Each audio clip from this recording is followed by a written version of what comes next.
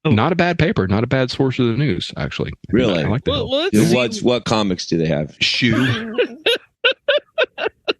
I like Shoe. Mallard Fillmore. the Cats and Jammer Kids. Do they have Prince Valiant on Sundays? Cats and Jammer Kids. We might have talked about this, and it's a funny reference. I don't even know what it is, but I only know to say it because it's a reference that somebody else might make that is funny. I don't know what it is. It's a 1920s. Oh, I need to catch up, but apparently I maybe need to do a whole get to know your podcast on Funky Winkerbean. Oh, that guy retired. Well, apparently Funky Winkerbean is still going, and now it takes place in the future. Can you believe that? Wow. We do need to talk more about Funky Winkerbean. Okay, so before we talk about Funky Winkerbean, let's get into the story. So, as I think everyone knows, the 2023 session of the U.S. Congress got off to a rocky start, but there is at least one congressperson who is doing things right. Now, I just want to say for context, in the U.S., each elected official must take an oath where they place their hand on one or more important texts. Many people choose the Bible or the Constitution, but you can choose. You know what I would choose? That's fair. What would you choose, Mike? I would choose both. I would actually. I would do both hands. Well, no, you have to have one hand up. I would do one hand up. I would do right hand on the Bible, left hand up, and then they go, okay, and I go, I'm doing it again. And then I would do left hand, right hand up, left hand on the Constitution. Okay. And then I would flip flop because I don't want any of the powers to not be fully. I want both sides to be equal. Okay. Mm-hmm. You need the Bible and Constitution power flowing through both sides of your body. Yeah. That makes a lot of sense. So, yeah. As I think Mike pointed out in some way, you can really choose whatever documents are important to you in order to take the oath. So, incoming Representative Robert Garcia of California chose to be sworn in on a stack of documents that were important to him. This stack was comprised of a copy of the Constitution, photos of his parents who he lost to COVID-19, his citizenship certificate, and the Library of Congress's copy of Superman #1. Representative Garcia, who moved to the U.S. from Lima, Peru when he was 5, and who describes himself as a comic book nerd, said, quote, I learned to read and write English by reading comics as a kid. If you look at Superman's values and caucus values, it's about justice, it's about honesty, it's about doing the right thing, standing up for people that need support. The copy of Superman #1 was protected by a Mylar sleeve and was given a police escort. Representative Garcia, however, did not comment on why he chose Superman #1 over Doctor Strange. That's what I was about to say. I mean, what the fuck? I have a question. Yes. As I hear this, okay. I think this would have been a much better story if it had been an elaborate ruse to steal the Library of Congress's issue of Superman. Like the idea of, like, I'd watch that movie. You get elected to Congress just to demand that you want to swear in on the Gutenberg Bible and any other valuable text that I can't think of right now, but I know is referenced a lot in movies. I wouldn't be surprised if you were to go, and nobody's going to because it's fucking Superman #1. But I would bet that if you were to go and open that Mylar sleeve, that graded plastic stacking, I think they call it, and pull out that comic and add that with that cover of Superman #1, you'd like, oh, whoa, this cover seems brand new. And then you would open it up and the entire contents would be a Funky Winkerbean comic. And the real Superman #1 would be, has been sold off to some sketchy businessman somewhere. Wow. But there are only about 100 copies of Superman #1 in the world in any condition. That we know about. I mean, there could be two. Let's say there's 200. There's still not very many. You know what? There might be 300. What do you have to say to that, Kevin? Okay, so there might be 3. I doubt it. But how many did they press? I wonder. So the listener doesn't know this, but I am a scholar on the early history of Superman. Now Published the listener scholar. knows, but the listener still doesn't care. I think it was around. It was a lot. It was like That's not nice. 250,000, but I don't remember exactly. 250,000. But the cover was color, but the pages were black and white back then. No, it was all color. Really. Yeah, That had to cost a pretty penny for 10 cents. not how much each for back in the day though to print that many copies of a comic that hadn't even sold a single issue. But Superman was already a hit. Oh, how's that? That's interesting. Well, I'm going to tell you something that I have a question, but because Superman first appeared in Action Comics #1, but there are only about a dozen copies of Action Comics #1, so I doubt that the Library of Congress has one of those. I thought that was Superman #1. Now I'm confused. So did I. Which is the one that's yellow that has him like lifting a car over his That's head? Action Comics #1. Yeah, there's a guy That's like from close up going. 1938. "Ah!"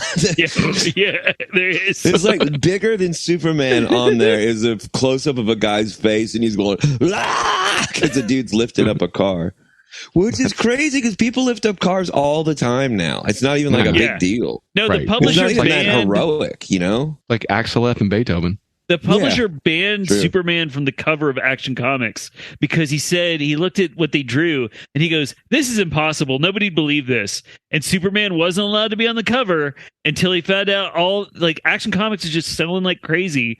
And he started asking newspaper vendors, and he's like, "Oh, all the kids are asking for the book with Superman in it." So the next year, he gave Superman his own comic. Wow. Yeah, Was Action Comics originally not just about Superman? Was it about different action yeah. guy every week? It was like an anthology, but a Mhm. lot of it was the same characters. So Superman had a story every month. Oh, I okay. can't remember. I think his name is Mr. E, which was another like of one of Superman's creators' characters had like a feature every month, and there was some like written text for some reason that I think they did so they could send it cheaper through the mail. So when people say Superman #1, that's not what they're talking about. No, they're talking about Superman #1, Action Comics #1. That's the first appearance of Superman. Yeah, is Superman- Action Comics. But I thought that was that's the valuable one though, right? Or They're both crazy valuable. which is Which the one's most more? The valuable? Action Comics one has Action to be more. Comics is like over $1 million. Like But well over. there's hardly any of those around, right? Yeah, there's only like I said, like maybe a dozen. Huh. Like a really nice copy of Superman #1 a few years ago sold for $1 million, but like almost any copy of Action would sell for $1 million or more, like regardless of what condition it was in. Wow. Did Nicolas Cage have one of those? Well, see, this is what I was wondering. He had an Action Comics #1, and what if that movie National Treasure was real and he snuck into the Library of Congress to steal Well, it? like this is no joke. Like people broke into his house and stole his Action #1, and he hired private investigators to track him down and find him, and he ended up getting it back. Yeah. Did he have him killed? They were found with their tongues cut out and their genitals removed. That's a classic Cage hit. That's a Cage hit. What they call in Hollywood a cage hit. Well, so going back to the story then, here's this super valuable comic Right. that there's only 200 of, and it's Right. I get that it's sentimental, Right. and it makes a good story that he wants to swear in on that, but isn't it a giant pain in the ass for a bunch of people to pull that out of the Library of Congress, then escort it? And don't you have to pay those guards? Isn't that taxpayer money being used for They're his already on salary. his They publicity didn't stunt? bring in extra guards. They just got Capitol Police to take it over and take it back. This Like, they were already there. classic waste of the taxpayer's dollar. Do you think that there is at any time there was a chance that he was going to use the comic written by John Howard, and it's called Horny Biker Slut? I don't think he was hoping for. It's from Buttman Comics. No, that wasn't. He never thought of that. No, He wanted to, because I heard he wanted to use not actually #1, Horny Biker Slut #11, why is that? which has the issue. It includes strange bedfellows, safe sex message. Well, that's healthy. Mm-hmm. There's a story called Male Slut, but male spelled MAIL slut. Ooh, It's got clever. two 5-star reviews on Amazon. Well, Can't go wrong with an Amazon review. maybe that's what he intended to do. I could see you could get those confused. Well, I didn't know that about old Superman. Let me ask you this, Kevin, have any conservatives pissed their stupid fucking pants over this? Shockingly, no, because they this is like 10 days late, but the conservative thing right now that they're freaking out about is that Patton Oswalt, who won $50,000 on Jeopardy, missed one question that involved sports. Are they really? Yeah, no, they're freaking out about it. They're like, can you believe he missed this one question about, I don't even remember what it was, but it was the intersection. It was a movie question about where some sports team was from. And he didn't get that one question. They're like, look how dumb he is. It's like, What an he won idiot. He didn't know? $54,000. What kind of real American man doesn't know where every sports team is from? You know, I know you're a big fan of the Battling Bathers. The Battling Bathers. I'd watch that team. They're from what is it? Mount Clemens Battling Bathers. Where's Mount Clemens? Is that another bogus Ohio location? Mount Clemens is in Michigan. Same place. Take that, Michigan and Ohio. Yeah. You know, they hate each other, right? They went to war. Yeah, I know. God, like the 1800s. Right. Didn't we talk about it? Didn't they go to war over Cincinnati or something? No, Cincinnati. Michiganders got they went to the Upper Peninsula. Right. They went to war over Toledo. That's where Toledo was technically in the Michigan territory. Mike, you know who's from Toledo, right? Famous crossdresser Jamie Farr. That's right. Oh. Yeah, remember when our parents used to force us in the 70s and 80s to watch that crossdresser show, MASH? I'm surprised. Yeah, there's a more retroactive to do about the because I mean that's like not being patriotic, trying to get out of your military service, and like that's got to be a double whammy for both of that. I'm surprised that the right doesn't treat Jamie Farr like they did Jane Fonda. You know, is there any difference? We're putting an end to that right now. There is a huge difference. I don't know. I Fonda did do those things. Yeah, because Jamie Farr was worse. Yeah, you know what? I never saw Jane Fonda when I was a kid, unless my mom put the workout tape on. But Jamie Farr, we watched as a family every night of the week. Not only was Jamie Farr trying to, get out of serving his country, he was also trying to turn my child with his homosexual agenda. It's active recruitment. MASH is active recruitment. These are the values that they're teaching. Army. He was recruiting for something else. If you let a child watch that, you were grooming them for exactly. Right. Absolutely. Exactly. This is off track, but my guess is that the distinction that people are making between, I think the idea was that Klinger was drafted into service in the Korean War. And I think we all should be very dubious of the draft. What you're saying is that you support the viewing of MASH, but you're otherwise against exposing children to trans lifestyles. I think MASH is a good show. You know who watched MASH just a couple times? That was RuPaul. That's right. It just happened to be on the doctor's office. Ask her. That's where it all fell apart for her then. I think we've talked about this on the show before, but I do think that if there is a distinction between I don't like generational distinctions. I think it's mostly just kind of nonsense for goofy internet interest. But the fact that children's shows did not exist for us and we just watched old sitcoms is... Yeah. I think that's a fairly defining feature of... Yeah. We were single-digit years old when we were watching Hogan's Heroes and MASH and stuff. Because there wasn't anything else to put on. I mean, I was watching old Bugs Bunny when they were on. Yeah, but they weren't on all the time. You only got like an hour of Bugs Bunny. That was like a different hour. That was like that was at like 3 to... You got to watch something after 5 o'clock. Okay. And I ain't going to watch the fucking news. Yeah, fuck the news. It's boring as hell. Yeah. And isn't it the only reason that like Star Trek is hung on is that it was in syndication from 5 to 6? Yeah. It would never be on now. It was only on the weekends where I was when I was a kid. And then it was day. like... Well, you lived in a real shithole. Starting in like 88. Remember? Then it was on every day. I say as a conservative now that we should get every conceivable piece of MASH media, and that the most patriotic thing we could do, the most American thing we could do, is get every copy of MASH, every digital file, every piece of film, everything, and take it out into a large area and burn all of it. And, and like a large stone area with like maybe at the bottom of a bunch of steps, and burn it, and have everyone standing around chanting, I don't know, something like freedom or something like that. What about Aftermash? Oh no, that stays. Aftermash is fine Okay, I get it. because they show Trapper John Klinger, MD. That's Klinger good. commits suicide first episode. That's not true. So our next story comes to us from Vice. Oh, Which one? Wrath. The collection of decorative thimbles. I wouldn't call that a vice. It is the way I do it. That's an obsession. So way back in episode 15, we talked about an antenna found in a New Jersey park that was supposedly a UFO detector. But now something similar may be happening around Salt Lake City, Utah. It's near Provo. But it's closer to Salt Lake City. About a year ago, people began noticing strange devices in the foothills around Salt Lake City. The devices are made of a fiberglass antenna, a battery pack, a router, and a solar panel, and they weigh 50 to 60 pounds or 23 to 27 kilograms each. The Salt Lake City Public Lands Department said it has pulled down at least a dozen of them because it's illegal to place any structures on public lands without permission.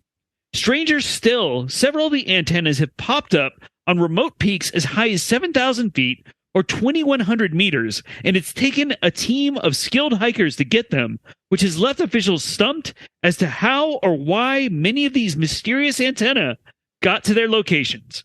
Apparently, the antennas have no identifying markings, and they've been bolted to the stone around them, making them difficult to remove. One theory is the antennas are rogue cell towers placed to boost signals, and another is that they are part of a cryptocurrency mining operation.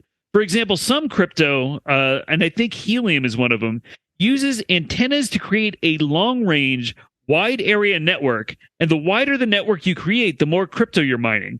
But it's unlikely since the cost of the equipment is probably more than it would ever mine in crypto. One investigator summed things up by saying, quote, "As long as it's not dangerous, we really don't care. We just want people to stop doing it so we can get back to taking care of our lands." So they do care.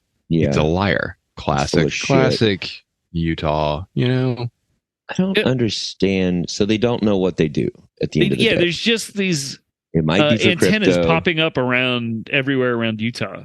All that equipment has maker's marks and serial numbers in it. They could figure out where this stuff came from if They they didn't wanted seem to be investigating it very much from what I could tell. Why not? Like, I don't know if they're throwing it away after that or what, but they just Are we mostly... to believe that something more interesting is happening in Utah right now than mystery antennas bolted to the peaks of mountains?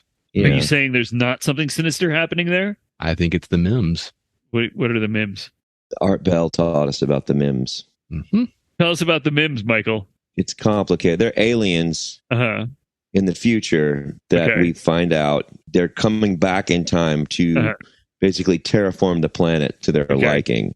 And there's many people in the future as well that are time traveling to disrupt their time travel of trying to create these terraforming towers. So sounds like the MIM are at it again. How are they terraforming?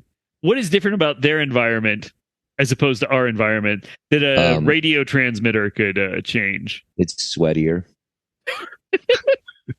Real moist everywhere. Do you mean sweatier as in moist? Or do you mean sweatier as in, a little randier? Both. They're pumping within those radio waves. It's pumping out, like real like shagadelic music, Shagadelic? Yeah, music that once you want to shag a bird. Wait, shag a bird? Yeah. So you mean a bird in a 60s British? Yeah. Oh, okay. Yeah. You don't mean something with feathers. Well, shag a bad. Both, I guess. I don't know. Wait, Mike, what'd you just say? Shag a bad. That's how they talked back then. How would a proper English gentleman react to somebody saying "shag a bird"? Oh, what? Well, I don't really understand how crypto is mined. Why does it take so long? I don't get it. Well, because if it didn't take a long time, it might actually probably still not be worth anything. But it could be. It has to be somewhat elusive. If you could just create it endlessly, I can draw. Is it really? Is it just creating making the blockchain really, really, really complicated? Is that what takes so long? Isn't it and maybe I'm wrong, but isn't it the idea that it's a finite resource and the initial mining of the resource is easier, and as time goes on, the equations or whatever is being solved, whatever computations are being done become infinitely more complex, which is why somebody with a setup of like 8 Xboxes could connect them all in serial and successfully mine. And now that's not a remote possibility. Is that depends, what's going on? It depends on the crypto. It depends on the algorithm involved. But generally speaking, like I think this is sort of taking that idea and going, let's make it task oriented as opposed to just having, you network a bunch of computers and create your own little mining operation at home. Right. Like, get out. You guys are all pasty white. Get outside and build some antennas and place them around. It's probably a couple $100 worth of equipment to do this. And it said it would take a team of several people to be able to accomplish it. So it's not clear how you would be making money off it. I can look at what helium is worth right now, but it's not a whole lot. Wonder if crypto will ever come back. Ask me in 5 years. No, because I would like to know now so I can invest or not invest. I want to be rich. Get I'm it. tired of not being rich. Oh, okay. I get it. I sunk all my money in these fucking Jack Wharton movies. I mean, there's a lot of success there. They've been doing well. Yes, they have been very successful, but these fucking sanctions and embargoes are eating my ass out. Ouch. fucking me in that ass out. Mm-hmm. Gotta go back in and fucking digitally take out every flag. Give people. I can tell Anyway. you're streaming through things that are okay to say. Helium is at $3.20, and it seems that's close to its high For a for the balloon. last month. Oh, but What it's made the been Hindenburg blow up, I think. a year ago. It was about $32, and today it's $3.20. It's time to buy. To the moon. So the INS advice on helium, Mhm. I'm sorry, the Camps Camper advice on helium seems to Was a be thing. buy. No, I'm not qualified to make any such recommendation. Buy. Mad money. Mad money. So isn't the only hope for crypto that a major currency, a major worldwide currency completely collapses, and in the wake of that collapse, the people who typically rely on that currency switch out of necessity to crypto? I mean, isn't that the only way that it's going to ever in our lifetimes catch on?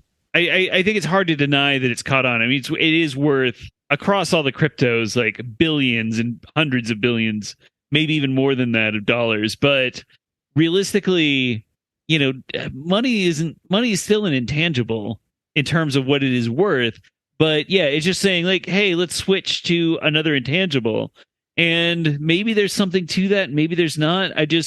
There's no fun way to have this conversation. But a big part of the problem is that a lot of the currency is, believe it or not, tied to right-wing extremism and manipulated by right-wing extremism and right-wing and authoritarian governments.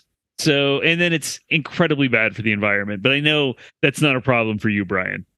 I mean, only the strongest will survive. That's what's on over the doorway into my reading nook. You're Yeah. reading it. I like the environment. I don't know if that's a surprise to you, Kevin.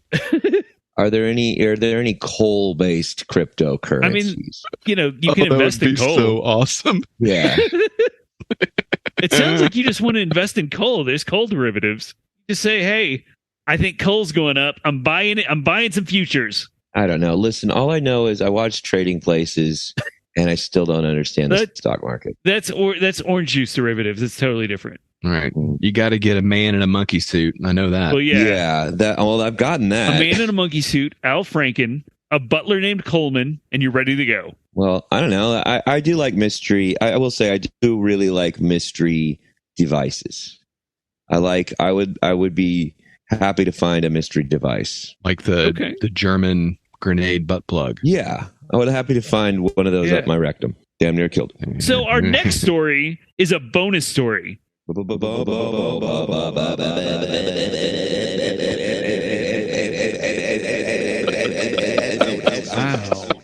That was impressive. Oh, man. If you want to listen to this next story, go to our Patreon and subscribe at least the $3 level. Yes. That's the Knights of Kevin level, and you get access to this and all of our other bonus stories. We've got a lot up there now. Yeah. And but I'll give you a little taste here. And I think this is going to appeal to our listeners. This taste is gonna entice you. Yeah. It's gonna just get like a little bit of little bit of nectar on your tongue. It's about ghosts. Straight from the honeypot. It's about the devil, and it's about burning things. Oh, it sounds like Harry Potter. Mm-hmm. Well, and I know this year a very popular resolution is people paying for things that they receive enjoyment from. So here's your opportunity to make good and put a check in that box. Resolution down. Yeah, it wasn't a resolution that you had, listener, to stop giving so much to giant corporate entities and give to the people that are out there in the front lines struggling. Mm-hmm.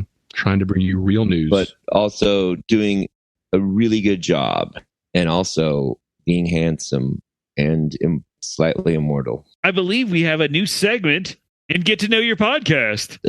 Sometimes when we do this podcast, we occasionally reference things that you might not know about so much because we are some of the smartest people in the world. So our references and viewpoints go from the incredibly obscure to the unreasonably broad. Sometimes we say something you might not know about. We like to revisit it here in a section we like to call Getting to Know Your Podcast. And this week, I believe it's come up a number of times, the moments when you've been walking through a video store, which could probably use its own Getting to Know Your Podcast, because there are many people right now that do not know what a video store is. People that are of drinking age who've maybe never been in a video store. I don't know. Could that be? Could that be the case? I think so. Yeah. If you're of drinking age, could you have never been in a video store? Oh, yeah. It's easily. like Redbox, but it was a whole store. Yeah. Right. But back in those days, before the internet, before streaming, you would go to video stores and before that, and I think even in some of the big corporate stores like Blockbuster that were all over the place, that fucking sucked. And I'm glad that show failed about Blockbuster video, because celebrating that piece of shit fucking store. It was the mom and pop video stores that were the rage. But you'd be walking through and there'd be sections, and maybe you'd stumble into the horror or possibly the cult classic section, and you as a young kid would look at a black video cassette box with a skull in the middle, and it would say atop, Faces of. You think to yourself, what is this? And it would say under it, experience the graphic reality of death close up. And then you'd read a little further on it, and it would say, warning, this feature contains graphic depictions of death, dismemberment. Dismember Pit. Actually, that would be a good name for a horror movie. The Dismember Pit. Yeah, that would be a good name. But this would say depictions of death, dismemberment, physical cruelty, human. I can't read this because the box is so old. It's not to be viewed by children, the elderly, or the squeamish. Ooh. Faces of death. And it would also say, this was the big selling point, banned in 48 countries. What is this movie? What it was it was a Mondo horror film. They called it Mondo which I guess, I don't know what Mondo means other than it's usually connected to documentary at some point, like documentary style. Written and directed by John Allen Schwartz, credited under the pseudonym Conan Leclerc or Alan Black. The film, shown in documentary-like style, centers on a pathologist named Francis B. Gross.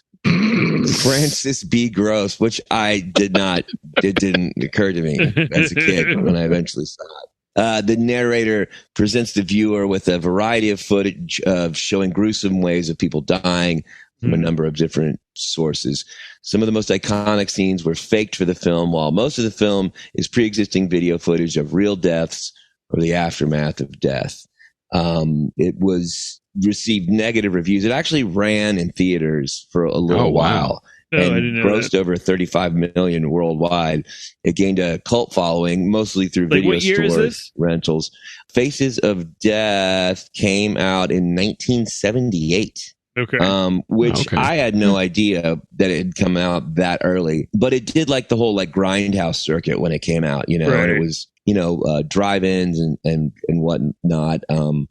But it, it really got that that follow up years later. I guess first off, I'll just say, like my experience with Faces of Death was kind of as I just described, was going through, and I was probably young enough when I first started seeing that video cover and thinking, what is this? Looks really scary. This looks really serious. This looks this looks over my head. And it had the, banned in all the countries. So I was not allowed to rent it, at the time that I was still being driven to and fro from the video store with my mom. And but I would start to talk to kids. This is like junior high, late grade school, junior high kid. I would hear tales from other kids who had seen this thing and how crazy and disturbing and over the top it was. And these stories would fill me with even more fear of, I was so afraid of what this might actually look like to watch. And then of course, by the time that I actually could see it, I was not incredibly, I was very tense starting to watch it, but getting a little ways into it, I realized that this was not going to be the life altering experience that I had planned on it being. I was not going to be ushered quickly into solemn, grim adulthood, that this was not going to be my returning from Vietnam, a different shell-shocked soldier. But nonetheless, it was something incredibly fascinating to me. Probably ended up seeing it sometime in high school, I would assume. What did you guys have with Faces of Death? I was curious. It wasn't like you were seeing it for the first time. Wasn't the same as, say, being away to college for the first time, hanging out in a dorm room and having somebody show you the graphic footage of a politician, a disgraced politician, shooting himself. Right. Our friend Dwyer. No, because by college, you should be ready for things much worse than that. Right. Like by college, you're an adult. I don't know if you've seen like the Revenge of the Nerds films, but there's so many more experiences that are much more intense than seeing a piece of history by Bud Dwyer. I mean, and if you're training to be an actor, is there anything more real than someone at their breaking point, seeing that person making that decision? I learned so much from looking in his eyes the moment right before that happened. And then I learned a lot too, looking at his eyes the moment afterwards. But at the moment after, obviously the eyes were in different parts of the room. So you had to kind of look back and forth. You had a raging hard on. It wasn't raging. It was just. I think I saw it, and I'm sure this is an experience I'm sure you guys had as well, and you might have been the benefactor of this. But there was always that one kid like whose folks had split up, and like when they split up when they were young, and had like a really permissive mom who just like whatever they like, okay, yeah, and the kid was always a little bit of a jerk. You didn't really want to hang out with him that much because he kind of had everything he wanted. Why are you guys talking about me? I'm not talking about you paranoid guy. And I'm just kidding. My mom wasn't permissive. No, not at all. No, she was with me. Oh, Michael. Zing. I told you I will not call you dad. Look, some things are going to change around here, Kevin. Didn't your mom let you hang out with a bunch of like adults and play role-playing games? Like, isn't that... but they were mentally younger than I was. Yeah, that was dangerous. That's dangerous. worse. I worked with them at Wendy's, okay? Well, again, poor parenting. This is more evidence for Michael. No, and so that, I think I saw it when I was much too young, piece of kid's mom. Is that what you want, honey? Okay. Yeah, for sure. And it was definitely like kind of the kind of, which I'm sure I probably leaned in a group of high school kids. I would have leaned into the fucked up weird kid. I definitely was in the kind of fucked up weird kid group, but there was a way more fucked up weird kid that kind of scared me a little bit, and that was a kid that was like, that saved up all his money for a year to buy that tape or whatever for $85. Right. He had a copy of it. And like, I definitely like, that weird thing of, and like, well, you're going to go hang out over at his house to go see that said tape. And then, when you're over there, you realize that it's, that weird thing of like, man, his parents let him do whatever he wants. And then when you're over there watching the tape, in your young mind start to kind of see the dark side of all that, right? Of having a mom that you call by her first name that lets you do whatever you want, you know? Their room was almost like an apartment. It had a hot plate and a microwave, and a TV and a VCR. Totally. Yeah. The kid that shares cigarettes with his mom. Yes. Yeah.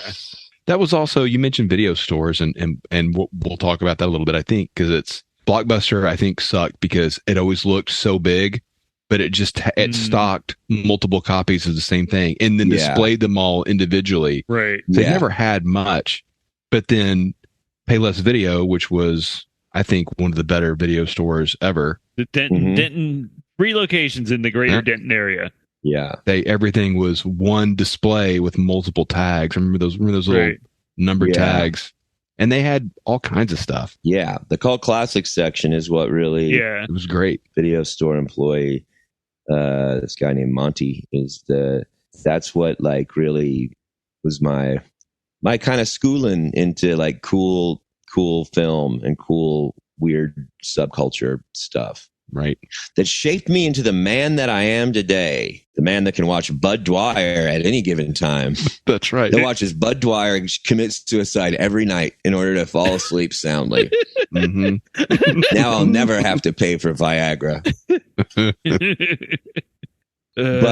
But Faces of Death, it was like a weird golden grail because I believe that it had the legend of it or the mystery of it had like probably made its way up to my parents of like, this is, and I thought the same thing as too, that this was a snuff film that was going to, that if you were you to watch it, your senses of everything would be shattered after the fact. I bought hook, line, and sinker everything that was kind of described on that box cover. Right. I was so afraid to watch it that I remember being really, really tense when that hit play. Like, am I going to be okay in the next 60 minutes?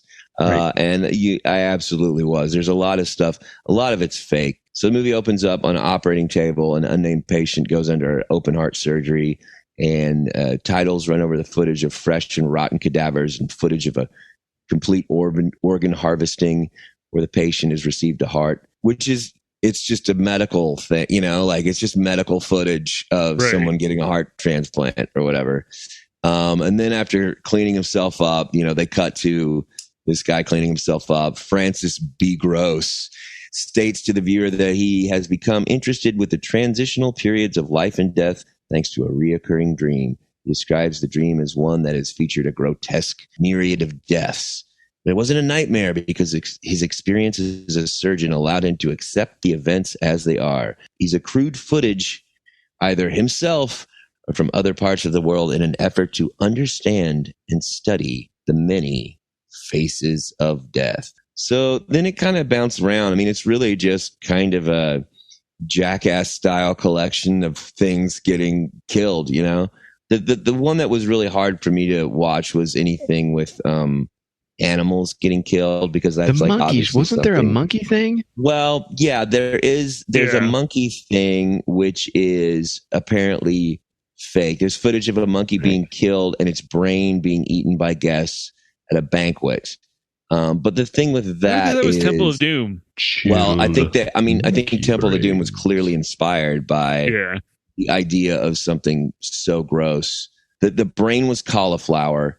And they just, it was kind of just an editing thing that they shot in a way to make it look like the monkeys was being killed. But apparently that and I haven't, part of me was like, it just came to me recently, and I actually might go back and rewatch this in order to have a little bit more of a take on this, kind of a follow up, because I haven't seen it in so many years. Like, I remember seeing it that first time and it was just kind of like, I was a little bit underwhelmed when I saw it. But then some of the actual deaths were stuff that I didn't like. There's a dog fight between two pit bulls, but that was also clever editing. Okay. They weren't really killing each other.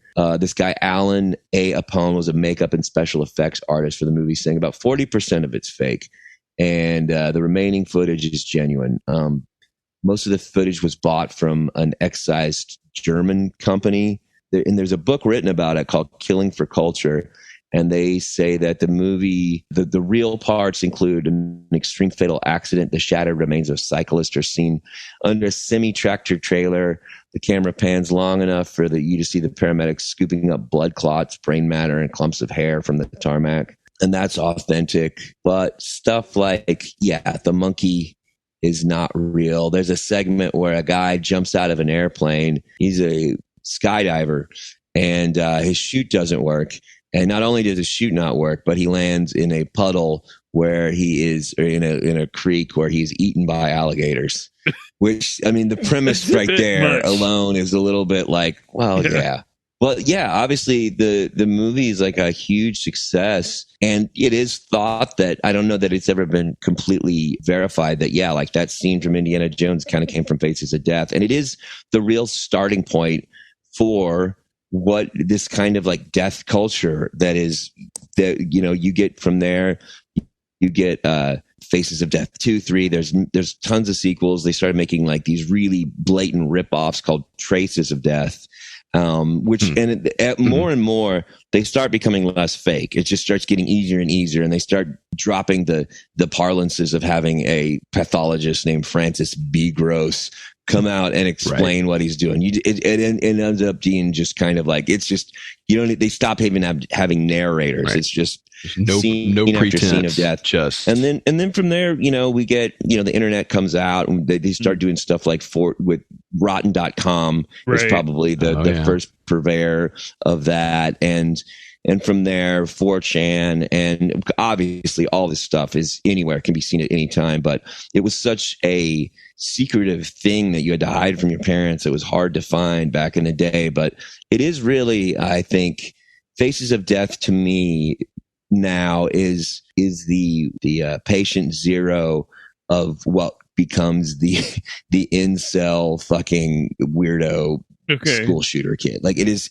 the starting point kind of for all that stuff. Right. And obviously not everybody who sees that goes that route, but everybody that goes that route has seen this or owes what come to that. Now, I mean, if this didn't exist, a different version of it would, there's no like banning this. Right. There's still, and especially in this day and age, there's nothing that could happen. I don't hold any negative thing that's happened to anybody because of Faces of Death. But, it definitely, like I said, I don't know that it was actually banned in 48 countries or that it was just a claim, but it definitely was banned in the UK. It was like the UK had a thing that they called the video nasties. Which the witch who came from the sea was a video nasty. Oh, makes a lot of sense. Kevin's favorite movie for the listener. That is not my favorite movie. Mm-hmm. Not even in the top 1,000. You just like some of the themes. Faces of Death often was kind of put in with heavy metal, like the kind of the war on heavy metal. There were a couple things like in November of '86, 14-year-old Rod Matthews bludgeoned his classmate Sean Oleante to death with a baseball bat. Matthews claimed the idea to kill Oleante was conceived after he viewed Faces of Death, as he was curious about what it would be like to actually kill someone. Of course, he'd shown signs of previous mental illness. He was sentenced to life in prison, parole eligibility in 15 years. He's been denied parole as of February 2022 for the fourth time. And then in '85, a mathematics teacher named Bart Schwartz showed his film to the class at Escondido High. What? And which I wonder if I could track someone down from Escondido who might actually know of that story. That's a story that gets around. Two of his students, Diane Fries and Sherry Forget. Can you really be named Forget? I guess you can. Hey. They claimed that they were so traumatized by the film that they both, quote unquote, developed an unnatural fear of dying and suffered emotional distress. Kind of like some dipshits I went to college with. The families of the two girls sued the school district and received a combined $100,000 settlement. Oh, yeah. I believe it. 57,000 for freeze and 42,000 for forget. The teacher was suspended from the school for 15 days without pay, but wasn't fired.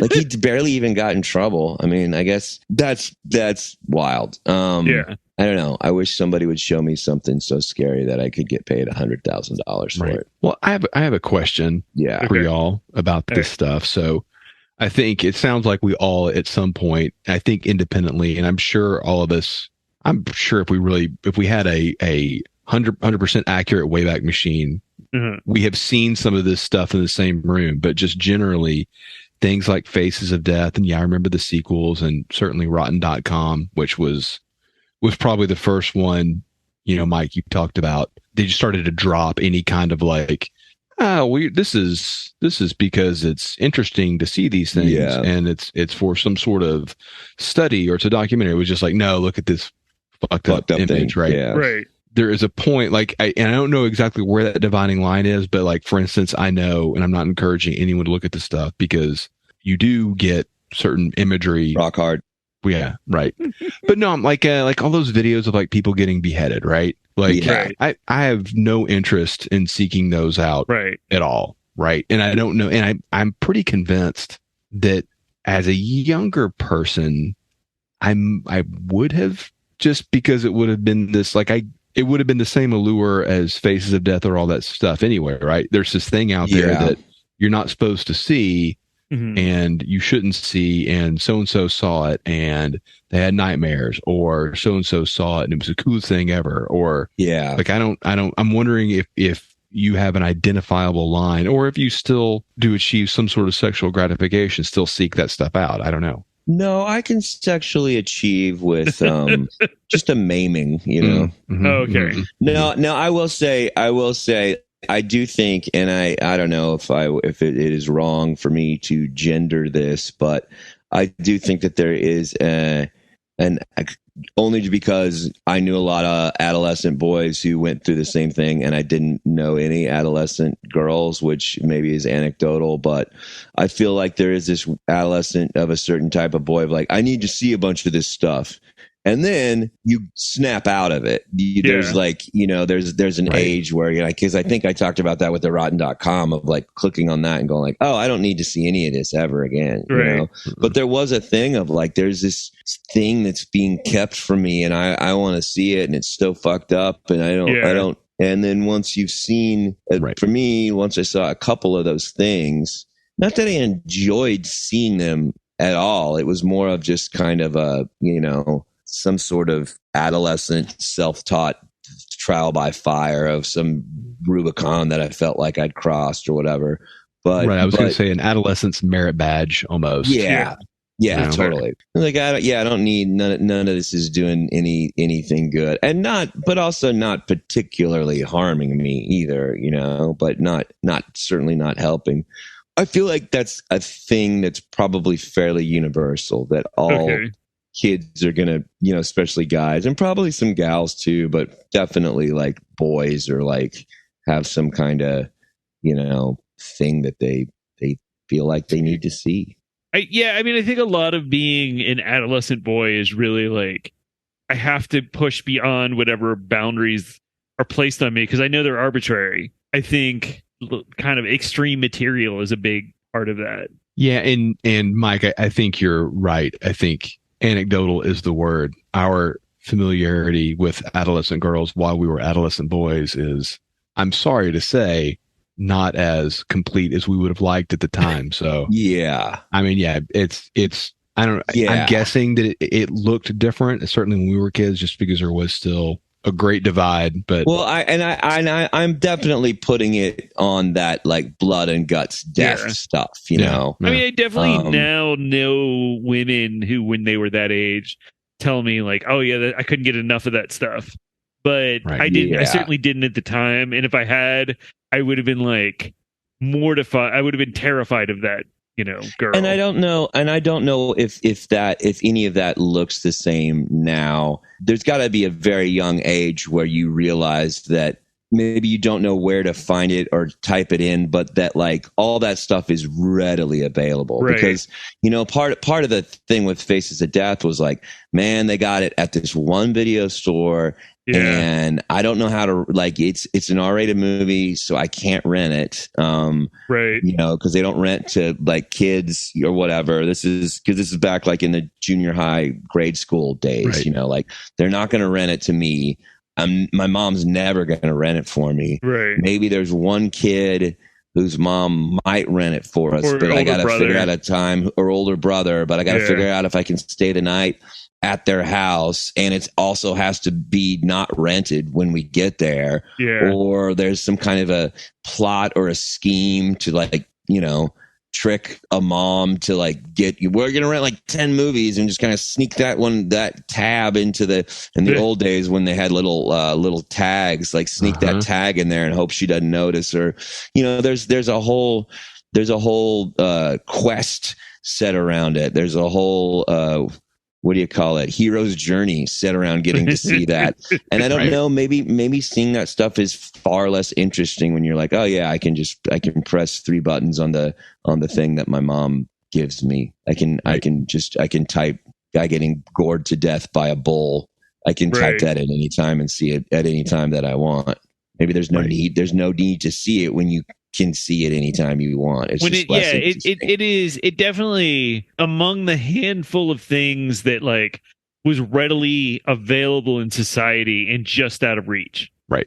And so I think that's what made it so tempting, is you were so close to it, and some kid at school who'd also been to the Ho House could tell you scene by scene about it, and you could see the box and you just couldn't quite get to what was inside the tape. Well, and I think it really did lead way to the found footage kind of thing. Oh, There's yeah. really it is a little bit of a weird little blip for a proliferation of kind of like, you know, edgelord culture. I would say it's the granddaddy of all edgelord things.